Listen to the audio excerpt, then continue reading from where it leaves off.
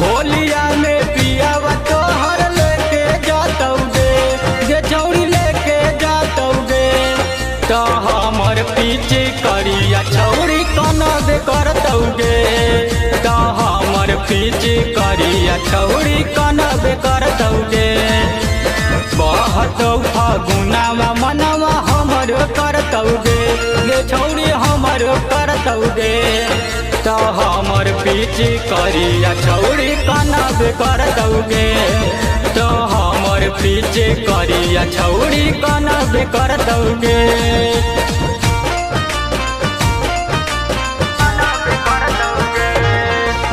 माँ Vaishno recording studio Delhi.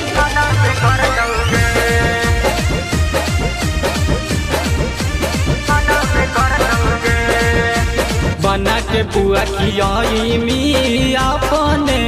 हाथ गे बोलन कैसे कटत हम सहमत वाला रात गे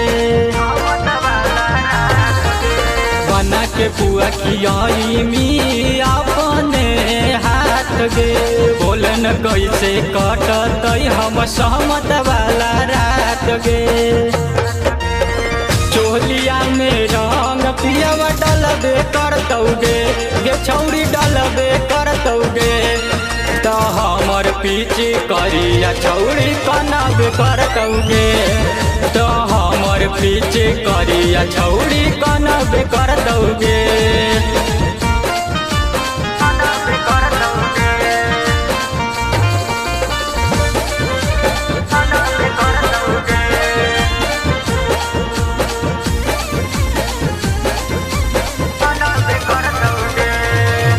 तोहर सहेलिया में कैसे के डालब हम रंग गे बोलई मी तो ससुरा में आ जबौ हम